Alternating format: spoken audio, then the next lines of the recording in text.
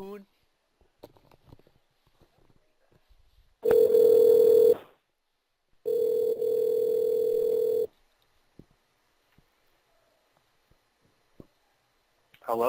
Mike, I can hear you just fine now.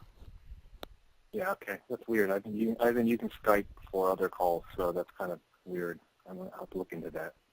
All Sorry right. about that. Well, things are working out to where we can actually have this interview. So, um, Great. let's get it started. So, I think at the beginning you should probably give me an idea of what you do in terms of trading, what TraderMob is about, and what your Are specialty you is. recording now? Are you recording now? Yeah. Okay, great. You want to start over? I'm sorry. Yeah, I wasn't sure if you were just recording or you're going to give me a cue or something like that. Sorry about that. No, this is casual. It doesn't matter. I can edit it out if you want it to sound more professional, but I think, just having a normal Okay. conversation is probably the best for Yeah, whatever. listeners. Sure. Okay. So I can give you an intro about myself and talk about what I'm doing, I guess, right now. Yeah, what do you think makes you different from the average trader? Okay. Well, the average trader probably doesn't utilize all the strategies that I use. It's taken me, oh my gosh, on the better half of 12 to 13 years to really figure out like how to really trade options. I mean, most traders get involved, and the problem with the industry now is they get involved with all these get rich scams, and they really are scams. They're just like, how to make 1,000% in 1 week, and how to do this and how to do that, and you see it all over the internet. There's people on Twitter, they have all these ways to get people to buy their services, and they're buying calls or buying puts. And most people get involved with just like simple call buying and put buying, and they think and they realize that that's you can get those huge returns by buying options, and then they'll soon realize that that's the hardest way to make money, and then they'll start losing money, and they'll realize that it doesn't work in the long run. So I've been through all that, and I've gotten to the point now where I'm trading a lot of naked options, which people usually tend to think is very risky and stay away from it. If done improperly, they certainly can be risky and certainly can give you a lot of trouble and lose you a lot of money. So I've learned to trade naked, which I think in a safe way. I've learned to simplify my strategy at the same time by going directional with certain strategies, and I've learned to use a lot of different instruments like futures. So I would definitely say that I'm a pretty advanced trader in terms of what strategies I use and how I use them. Well, I've heard that the majority of people trading options make most of their money through time decay, so through selling naked puts, selling naked calls. But I've also heard that once in a while, like I read an interview from a hedge fund manager who said that she's never going to do any naked options anymore because a single trade more or less wiped her entire portfolio out. Have you ever had experience with that? Oh yeah, absolutely. I've been lucky enough never to be wiped out totally, but I've had some scary moments. And here's what it all boils down to. This is probably the epitome of my trading career in terms of naked trading. You think you trade.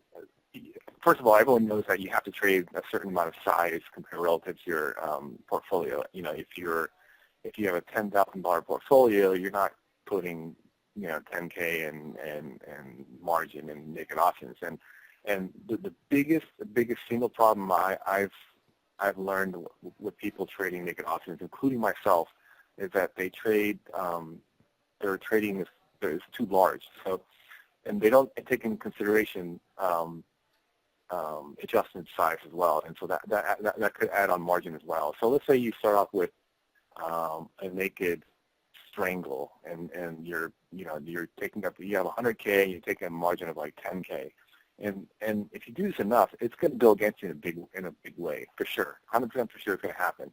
And then all of a sudden this thing blows up to like a margin of like 15, 20K. You need to adjust it, and you're just adding more, possibly adding more margin to it, and it just keeps moving against you, and it quickly just gets completely out of control, and you're done. And it happens so fast, and you don't even see it coming. So it's almost like there's no formula for it, but if you take a nice way for me to know that I'm trading small enough is on any single trade that I make a naked trade on, I won't feel like it's too small for me to even bother. Like I feel like it's not worth it to me because it's such a small credit, and that's how small you trade. And then when you do it that way, is that your criteria for determining whether the amount put into the trade is correct, or are you actually looking at a ratio relative to what you have in margin or what you have in cash in your portfolio?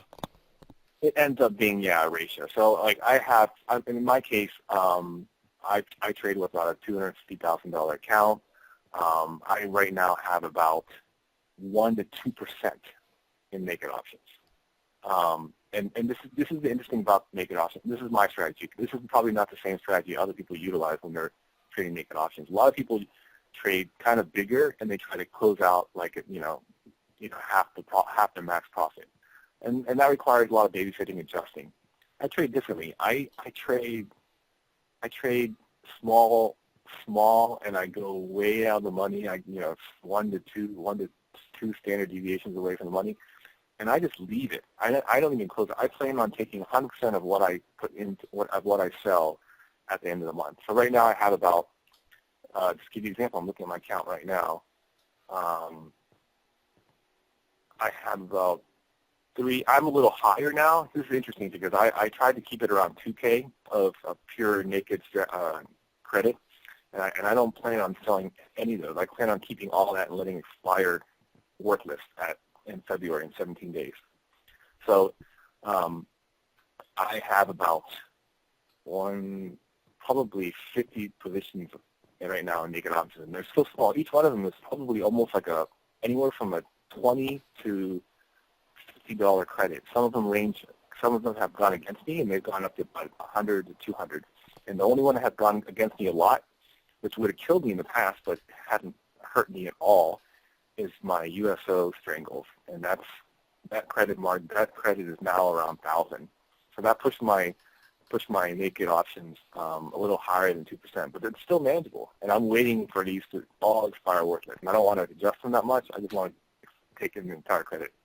So it sounds like you're looking at reducing your risk and also reducing commissions because, of course, you don't have to close out, so you're only paying commissions once. But at the same time, if you're trading at such small amounts, that's something that only people with larger accounts are able to do. So what if you have, let's say you have a student who only has a 10K account, what would you recommend? Would you still recommend that person to go with naked options as well? Yeah, that's an excellent point. I failed to mention that. The downside of this is that you got to have decent capital. You got to have decent capital to do it. And the sad part about options is true, that when the more money you have, the better chance you can give yourself of being successful at options. However, to answer your question, if you got 10K, I would still recommend selling pennies. I mean, I would just get the idea of how traders need to have a sense of how small the naked trade can be and not hurt them when it goes against them. Because no one knows, even including myself. I've been just doing this for 10 plus years. Just last year, I was still hurt tremendously on some naked trading because I was too large. They need to get a sense of, you got 10K, sell something like Facebook out of the money puts and I also have a strategy where I literally try to stay with stocks that I actually would not mind, holding if it were to go, totally against me. Like sometimes I do Facebook out of money puts, and that's okay because if it were to drop 25% and I were to get assigned, 100 shares of Facebook, I'm okay with that. But I recommend traders, like, they sell something that's really literally, to them it's going to be like, oh, I don't really want to make this trade because it's not worth the money. But it's more about the learning process, and they realize that, okay, I can sell, I can pull in 10 cents of credit here, and this thing just dropped 50% on a bad earnings, and it's still not hurting me. And that's the kind of idea that you want to, that makes you lets you sleep better at night. And that's how, when your account grows, hopefully when your account grows and you get larger capital, you can utilize the strategy a lot better. And don't take my word for it either, because there's people, if you're a safety trade viewer, there's people out there who use this strategy on a large basis and are doing it successfully. So, and that's not, and once your account grows, you kind of always utilize kind of the ratio of like, 1 to 2% of your account and just pure, naked, set it and forget it kind of trades. And then you kind of go with some directionals to, try to beat the market, outperform, and that's how you do it. That's how I do it, basically. If you're betting out so far away from the current trading price, though, what is your philosophy in not buying that extra? Let's say you're selling a call. Go ahead. You know what I mean, right? Yeah, I know that. I totally forgot. So when you're doing this, your criteria selection is very important. You're basically, you want to buy the most inflated options, sell the most inflated options that you can, because you're obviously wanting to give yourself the best probability of success. So earnings season is around the corner, or we're in the middle of earnings seasons, and selling options way out of the money in the end of January was pretty easy, because first of all, the market volatility is back. On top of that, earnings is coming around, so you get a lot of decent credit for selling going way out of the money, which is what you want. And when volatility is low, this strategy can be a little bit kind of frustrating to kind of get some credit. And so I scan through high volatile stocks. Contrary to popular belief, you want stocks that move a lot. So you want stocks that can move 5 to 10% in a month, and you want to sell in quality stocks. Well, that makes the options more expensive. So overall, you're getting more profit by selling those options. Right, and then so you give yourself, you can go a little further out. And not all the stocks have deep out of the money options that you can sell, so it's very selective. And sometimes if there's a stock that I think could be taken over, maybe I won't sell calls on it.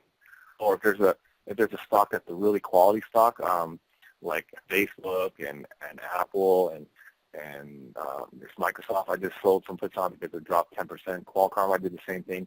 I mean, if there's high quality stocks, you don't really worry about selling puts on them. And if they're kind of aggressive possible takeover targets, I might stay away from selling calls on and stuff like that.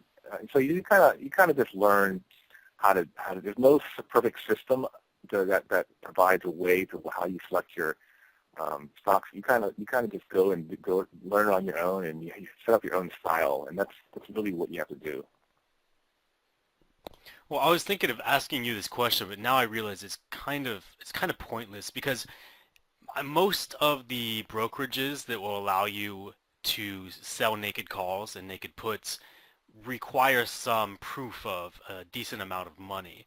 But even so, let's say you're a beginner trader and you don't really have access to naked calls, but you do have access to selling naked puts, and then you see that, let's say we're going to use Mike's strategy and sell way out of the money puts. Now, let's say one of the options is $50, but the commission, if you're doing like Ameritrade or E-Trade, the commission might be $10. So right. That's a huge portion of your profit. Do you have a minimum amount of profit to commissions ratio that you would use to go through with the trade? Another great question. And I do pay attention to that, because it is a big deal. And when you're picking up pennies, all those dollars count. Luckily, because I've been such a long customer and at Ameritrade, and Thinkorswim basically is where I trade, I had $1 in option flat rate. So if you trade a lot, or if you, I don't know the negotiation process about this, so this is something that I'm not familiar with, and I'm not sure if you can negotiate, how well you can negotiate your options down. For me, I don't want the flat rate. It's kind of like I want the $2 option, because for me, it's just when you're selling 1 to 2 options and you're only paying $1 each, that's kind of where you want to you want to be. You want to be the lowest commission possible, and you don't want to get hit with like a flat rate because most of the options you're selling are one lots, and you want to be. So if you get the option to choose the type of commission plan that you're on, it does, for me, it does make a difference because you have to look at the size of your options that you're trading, and if you're doing the strategy and you're doing one here and one there, then you definitely don't want a minimum, whatever. It's like sometimes they have like a flat rate of like $10, and then every additional one is like $1 or something like that. You want to see if you can get, and the good thing about Ameritrade Thinkorswim is that usually they have 2 or 3 types of plans you can choose from based on your trading style. So you want to look into picking the right commission plan that suits your style and account size. And to answer your question, yes, that's very important. You don't want to eat your profits all the way with commissions, and that's pretty important to keep an eye on. It sounds like you recommend a lower commission per trade, where like instead of paying per trade, you're paying per option. So maybe like $1 per option, but not paying so much per trade. Is that what you would say would be better for this type of strategy? That's exactly what I'm saying, because that's what I do. And for me, when I sell one put on Facebook and it costs me $1, and I plan to leave that and not even close it, to me that's, hey, I'm saving my exit. I'm saving commissions on the other side. That's not closing them out, and then it's cheap. So that's about as good as you can get with this kind of strategy because you're selling so little amount of options at a time, and you're also not closing them on expiration because you're waiting till them expire worthless. Right.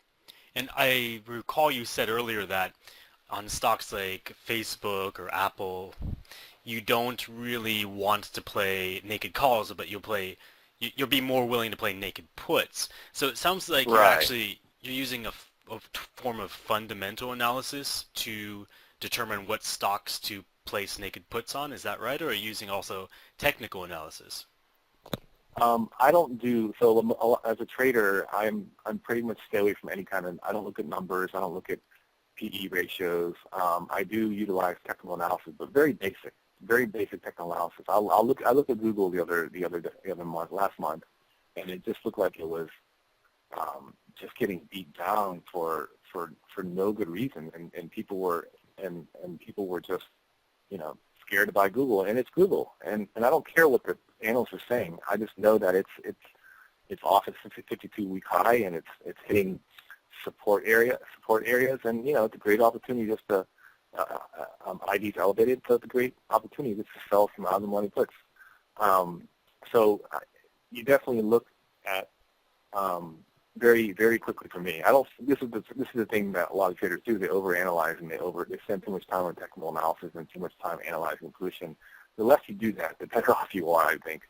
And I try to put that I try to keep that to a very minimum because in the end, it may or may work for you. Technical analysis. No, I think you're completely right, because what you're talking about is actually a cognitive bias that all humans have. We believe it's called the illusion of validity. We believe that the more information we have on a stock, the more likely our predictions will become true. But actually, statistics and psychology have shown that not to be true, and oftentimes just basic information is enough to give us the information we need to make the decision we're going to make. So I think you're right there. But I want to just double check with you. It sounds like you're saying that in terms of technical analysis, your main indicator is support or perhaps resistance as well. And then you're more or less trading big blue chip stocks. Is that right? Oh, I'm a big tech stock fan. I love tech stocks because I'm in the tech area, and so at least I'm using my advantage of knowledge in the tech area. So you're trading what you know. Exactly, and that's another thing too. I know Google is innovative, and they're just changing the world, and I know Facebook is doing the same, and I know how smart these guys are. Here's another good way to do. I have no problem betting on Tesla just because of Elon Musk. So it's just you take bets on brilliant companies with brilliant people, and more often than not you'll get rewarded for it. And who cares about what analysts are saying, because smart people will figure it out, and they'll do something good, and they'll figure stuff out. So, every trader has their own kind of analysis. My suggestion is use your background to your advantage, your knowledge, your what you prefer, and keep it to a minimum, and just trade, and that's probably going to be a lot easier for you. Now, what about naked calls? How are you determining which stocks you're going to play naked calls on? Yeah, naked calls I pay attention a little more to, because that's where I've been burnt the most. I've probably been burnt much more naked calls than naked puts, just because naked calls, some of these stocks just run and run and run, and obviously the upside is unlimited losses. So. And another problem is naked calls sometimes aren't very, you can't go very far and get decent credit.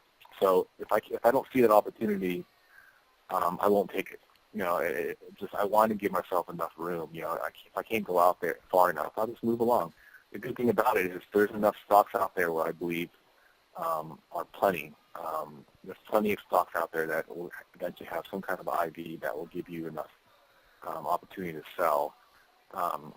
So, for an example, I don't really have too big of a problem on selling away the money, out of the money calls on Apple, maybe, because I know they have an opportunity, they have a chance to really run, but I don't know if they're going to jump 20, 30% on me in a day or something like that because of some news or something like that. So while people might be scared of getting in front of options calls with like stock companies like Apple or Google, the interesting part is, well, they're less likely to get taken out and have some kind of gap event to the upside, in my opinion, and it's harder to move those. And they're just volatile enough where you will get good credit. So there's an interesting in-between that you have to find of a potential stock that can move a lot and one that can move too much. So to answer your question, yes, naked calls are, the selective criteria is a little bit more rigid for me. Well, I think it's interesting that you mentioned all tech stocks. So when you're doing these naked calls, you're also looking in the tech industry. Is that right? Yeah. See, there again, this is again because of just me, my background. I'm an engineer, and I've grown up. I've not grown up actually. I've worked in this industry forever. So I've worked with people in all these companies actually. So I just know that it's my comfort area. I don't trade biotech. I don't trade healthcare. I mean, I don't know those industries very well. Sometimes if there's a stock I have no idea what it does. Oh, another thing is if I'm going to trade a stock, I'll at least go to Google Finance and just like look it up, just to know what they do. Just to make sure like I'm not getting into something that I really don't want to be involved in. So I spend time getting to know a stock just a little bit if I'm going to trade it, and then most of the stocks I know are the ones I trade the most. Well, I think it's interesting that people like you who focus on a specific industry actually are successful in trading, because what the standard trading, what average traders on television, on CNBC, say to people is you've got to diversify. Don't just focus on one industry. But what I've looked at is I've seen some reports, some academic studies on what makes a successful trader, and those people who are focused on diversifying actually tend to make less money than the people who focus on a single industry. Now, when an industry, let's say the tech industry, crashes and starts to become a bear market, now you will be more familiar with which ones can hold through and which ones will actually fall with the market. So even in that situation, and that's the advantage of using options, even in that situation, when the market's falling, you'll be able to take a profit on that. But how long would you... Yeah, go ahead. No, go ahead. I was going to ask you, how long do you think it takes someone who really isn't an expert? I mean, you have a background in engineering, so you already have a insider's eyes to your industry. But let's say you're just some average guy who came across a sizable amount of capital and wants to start investing it, and you're recommending that this person looks to an industry to become more focused. How long would it take someone to research an industry before he has enough information to use your trading strategy in that industry? It's not I don't think it works in a sense where you tell someone to go study an industry and then after 6 months to start trading it. I wouldn't recommend doing that. I would recommend starting with starting with stocks and industries that you know, basically from your background or your how you've been brought up or whatever. Maybe even hobbies. Anything that has anything to do with what you do. You play games. Look at GameStop. Look at these companies that are in the gaming industry. If you're into and if you've heard that internet security is like going nuts this year, and you've heard about this the Sony cyber attacks, and look at some security companies. FireEye is one that I trade. And that's a very volatile one, and that's kind of all over the place. And start there and just start trading. I don't think you should ever be out of the game just studying stuff. You should be picking up a stock. You should be looking at industry and kind of taking baby steps into like trading something in that industry, and it just accumulates over time. You should never the biggest problem I had, I think, is I just studied too much, and I'd go trade and it literally have no impact on my success. And I'm just like, why did I just study all that stuff? Because it doesn't work. So you just got to get involved. You got to. The hardest part about trading is everyone goes about it differently, and then you got to figure out what kind of meshes with you. And it's a long learning process, and it's not easy. And so it's just there's no number that you just start. How long do I have to study for? You just kind of get involved in the market slowly and start trading slowly and picking stocks here and there slowly. And then you'll figure out you'll come back to these stocks over and over again because you like them and they're easy to trade and get ideas from other people, that too. Well, that's what's interesting about traders themselves, because we see most traders actually lose money in the market, but at the same time, trading's not like pole vaulting where everybody uses the same technique to get over the bar. Lots of expert traders have individual, unique techniques at making money. So it's not like you can look at every trading expert and find one commonality that they all use. And, for you, when you're selling all these naked options, you're doing it in a specific industry. So you're pretty much mixing a bunch of techniques. One is, specific knowledge, and the other is dealing with theta and time decay.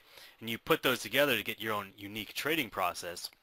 And I think what most traders are looking for is a guide. But the problem is there's so many different types of guides out there, they're kind of lost. Do you have any general advice you'd give to someone who's starting trading? Yeah. So the thing that I wish I had when I first started was I wish I had access to how other preferably successful traders trade. And the problem with what you were saying earlier is that's very true. People tend to think that they can follow someone's strategy and duplicate the results. If I showed you my portfolio and told you to trade this way, and you probably your results would be dramatically different, because it's just like there's so much involved that's personal, and people, like you said, find a way. And what I decided to do, because I'm in the industry and I'm an engineer, and as I was trading, I realized that I need to build something. I wanted to build something where people could get have access to other traders and see what they do for fun, and watch them for fun and education, and possibly make it more fun for them. So I built a startup. I'm doing it this year, and we're about to release in a few weeks, and it's called TraderMob.com. And what we do there is we're going to have people compete in trading contests using stocks and options, and we're going to track everyone's performance, and we're going to watch how everyone does, and you're going to compete with other traders, and over time we're going to track how well you do. And something like this is kind of a great way to track strategies, play around, see what other people are doing, test out your new strategy before you get involved with real money, and try to make it fun, and try to make learning fun and more accessible, and not as traditional, traditional reading technical analysis books, or how to make $1 million in 1 month and stuff like that. So we're hoping to help the industry by providing a fun and new way to learn how to trade options and stocks. The TraderMob is quite interesting. I haven't used it myself, but I've looked through it, and everybody's separated into trading stocks and to trading options, and you can see week by week whether a specific person made out with a profit or if they came out with a loss, and then you can actually click on that person and find out what they did specifically to make that profit or loss. So it's something where you can actually you're not being tricked by these people online who say, I've been playing options for so long and I've been selling naked options and buying way out of the money puts and I've made this kind of money, and you don't have any actual background. Here everything is laid out for you. So you click on what they did this week and you find out, well, they sold McDonald's and they made out with 200% profit, and then you can talk to the people on this website, right? You can send them messages and ask them why they determined that this would be a good trade. Is that true?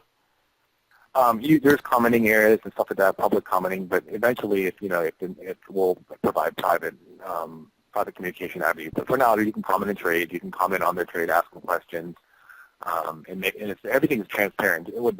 That's the key word right there. Is what you were just explaining is that we want everything to be transparent. So we want to change the way people. In the industry, if there's someone who says, they trade a certain way, then let's see how it does. Let's test it and let's see how it does in weekly or maybe monthly or semi-yearly contests or things like that. So this is almost like a testing ground for strategies. It certainly could be that. And if you want to test your strategies in a contest where you can compete for prizes and cash prizes and other things, then even better. Are you actively seeking out experts to, test out their strategies, or is this mainly for people who just want to experiment? For now, we're looking for people.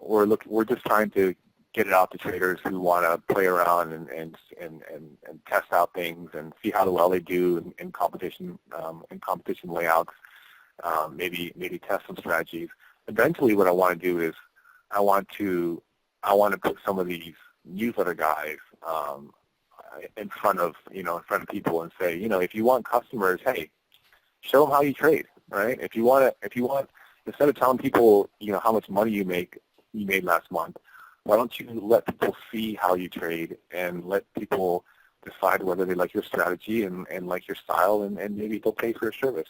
Come be more transparent. We want to bring more transparency to the industry because we don't like how people are just trying to reel people in to buy services based on past performance, because we don't care about your past performance. We want to just see how you trade and if that style is fits the right person, and they want to go to try before they buy, and this might be a good place to put some of these people up front and center.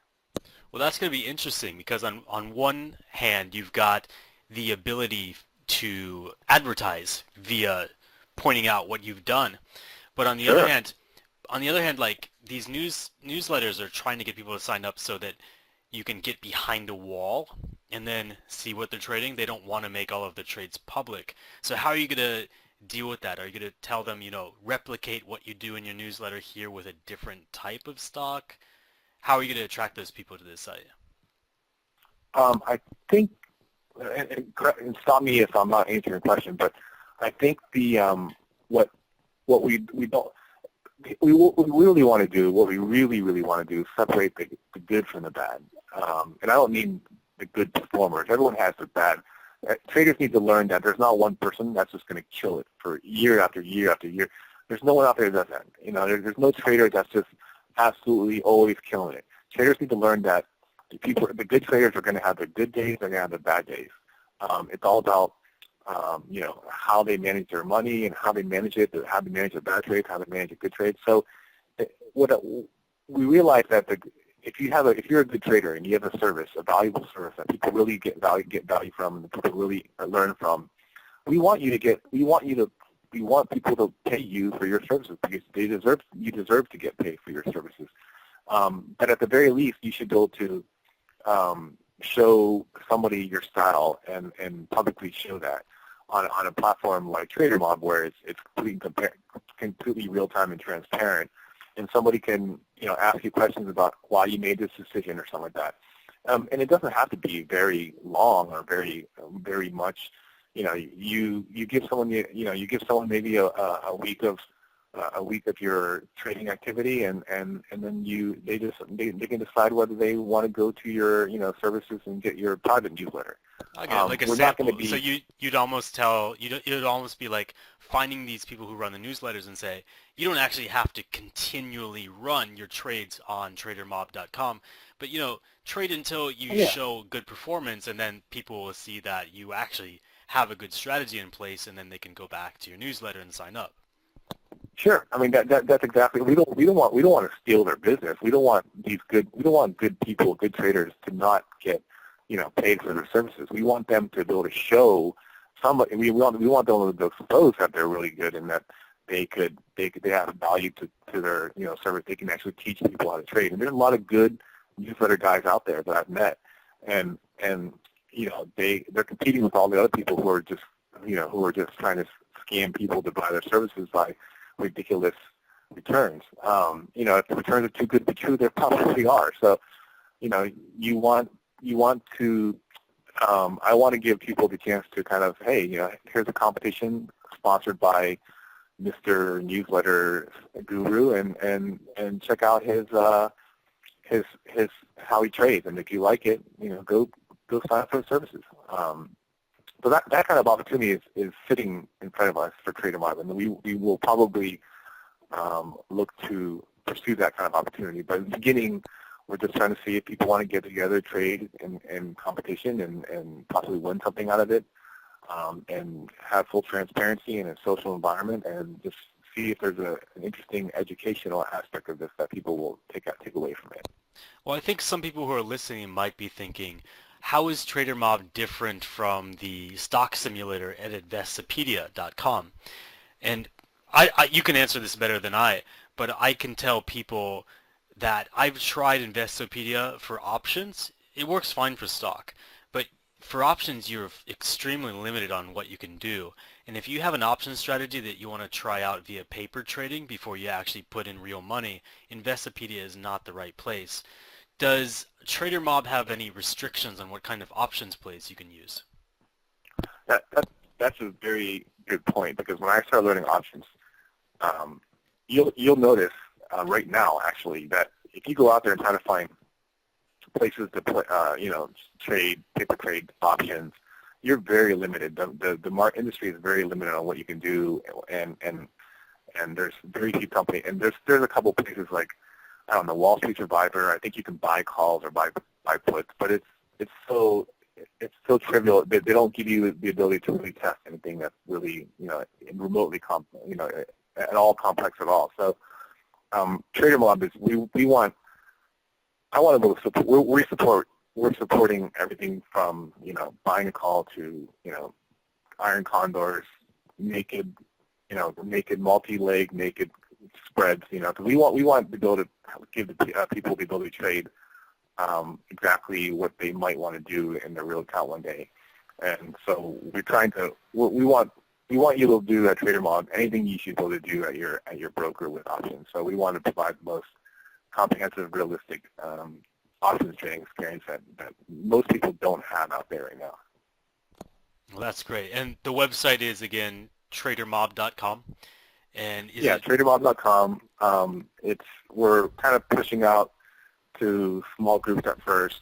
We're testing some certain areas of interest, and trying to get a feel of what traders want to do and what they like. And so we're still early. We're an early stage startup. So we're still in the phase of collecting feedback and trying to figure out who our demographic is and what they want from us. And there's a lot of different paths we may take, and that we discussed a few of them. And we're going to try to figure out based on what people want and which path to take in the next few months. And this is free, right? It's in the beta phases. So is it going to be free it'll be temporarily, free. Or?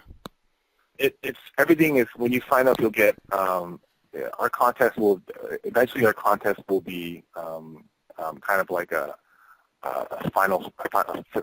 fantasy football format where you kind of pay initial entry fee, and then the prize might be like you might pay like $5 to win like $1,000 or something like that. But So it's almost like buying it at a poker table or something. Yeah. I mean, it's a fun way to learn about the markets and get involved. So we'll be doing that later. But initially, everyone's getting like a $25 credit.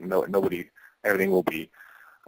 We're doing promotional credits, and then of course there's also the learning aspect of it that will probably release where you just practice and use the simulator for free. So competitions will be. So in one sense, we're thinking people can practice and play around the simulators, and then when they feel like competing, they can compete in some contests and see if their strategies are sound. You've got a lot of incentives to sign up here. So if you're a paper trader, you can sign up here. You've got a lot more versatility than you'd get at Investopedia. If you are a trader, or you have someone who like an expert trader or a trading coach or someone who runs a newsletter, you can sign up here and put your proof up there for everyone to see. And then finally, you've got contests where you can actually make money by trading without ever having to put in any real money besides that initial startup fee. So this should be able to attract a lot of people. And I imagine that a lot of different types of traders will actually get in here, and you might even see something interesting like a novice trader beating some guy who's been in the industry for 30 years, which would be really cool. So yeah. I think this is a pretty good business, and as it expands, perhaps we can touch base again and see what's going on. But I think our time's up for now. If you have anything else to say, or if you want to push anything else, that's fine. But in the future, I think we could touch base again, figure out what else has changed in TraderMob and in your own trading strategies. Yeah, no, I appreciate your talking to me as well, and I would love to touch base again in the future, because I think we're trying to help the same people, and I think we both it would be beneficial for the industry if we were to both talk about how have things progressed on my side, and hopefully people will get some kind of value out of this. So yeah, this has been great, and I appreciate your time too. All right, well, thank you very much.